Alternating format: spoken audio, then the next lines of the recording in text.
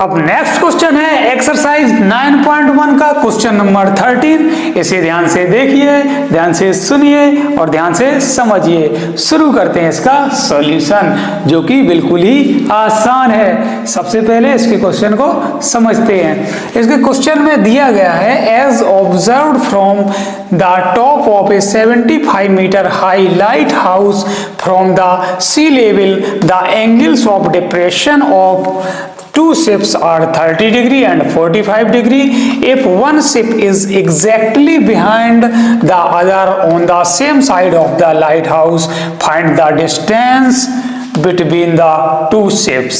According to this question, इसमें एक light house है जिसकी हाइट 75 मीटर है। तो यहाँ पर ए बी एक लाइट हाउस हमने ड्रॉ किया है और जिसमें कहा गया है from the sea level the angles of depression of two ships are 30 degree and 40 degree.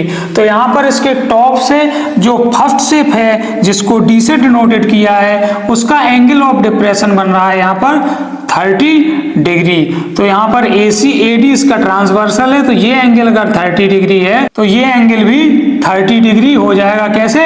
Alternate angle से। उसी तरह से जो शिप C है उसके लिए जो एंगल ऑफ डिप्रेशन बन रहा है वो यहाँ पर 45 डिग्री बन रहा है। तो इसके लिए ट्रांसवर्सल यहाँ AC है, तो अल्टरनेट एंगल ये भी 45 डिग्री हो जाएगा। तो अब इसमें हमें इन दोनों शिप्स के बीच की डिस्टेंस फाइंड करनी है। जो शिप डी और शिप सी है उन दोनों के बीच की डिस्टेंस हमें फाइंड करनी है। तो इसके लिए सबसे पहले हम लेते हैं इन ट्रायंगल ए बी सी में, in triangle A B C, triangle ABC में हम tan थीटा लेंगे। क्यों? क्योंकि हमें परपेंडिकुलर और बेस चाहिए जो कि tan थीटा में होता है। तो यहाँ पर हम लिखते हैं tan theta is equal to perpendicular है उसका AB और बेस है BC।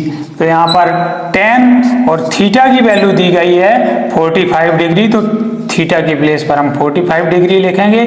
AB की वैल्यू है 75 मीटर जो कि लाइट हाउस की हाइट है। तो AB की प्लेस पर 75 और अपॉन BC की प्लेस पे BC एज इट रहेगा। tan 45 डिग्री की वैल्यू 1 होती है, तो यहाँ हम 1 लिख देते हैं is equal to 75 upon BC। तो यहाँ से BC इज इक्वल टू हमारा हो गया कितना? 75 मीटर। BC भी 75 मीटर आ गया B से C की डिस्टेंस। हमें लेकिन फाइंड इसमें करना है C से D के बीच की डिस्टेंस। C भी जो दोनों शिप के बीच की डिस्टेंस है उसे हमें फाइंड करना है। तो अब हम लेते हैं इन ट्रायंगल ABD में, इस पूरे ट्रायंगल में।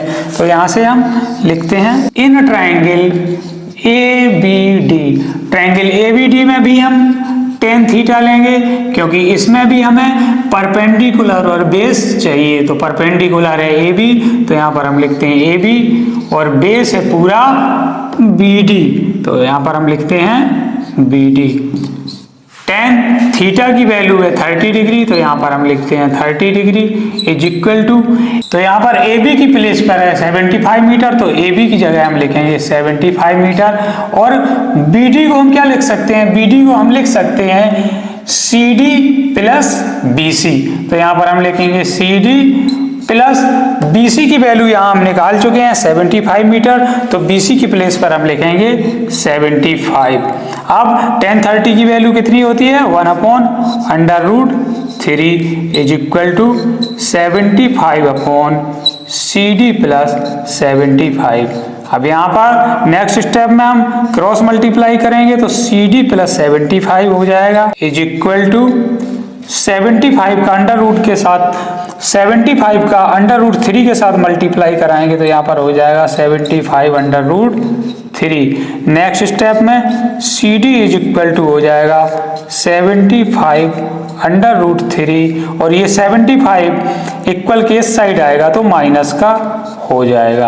अब नेक्स्ट स्टेप हम कर लेते हैं यहाँ, तो CD इज इक्वल टू हो जाएगा, इन दोनों टर्म में हम 75 कॉमन ले लेंगे, तो यहाँ पर 75 हमने कॉमन ले लिया, तो यहाँ पर कितना बचा इस वाले टर्म में? अंडर रूट 3, और इस वाले टर्म से 75 कॉमन हो गया तो बचा -1 1। यही CD हमें फाइंड करनी थी जो कि इन दोनों शिप्स के बीच की डिस्टेंस है। तो ये कितनी आ गई 75√3-1 मीटर। इस क्वेश्चन में हमें यही फाइंड करनी थी उन दोनों शिप्स के बीच की डिस्टेंस CD जो कि आ गई 75√3-1 मीटर। तो इस तरह से क्वेश्चन नंबर 13 यहाँ होता है कंप्लीट। अब हम मूव करते हैं इस एक्सरसाइज के नेक्स्ट क्वेश्चन की तरफ।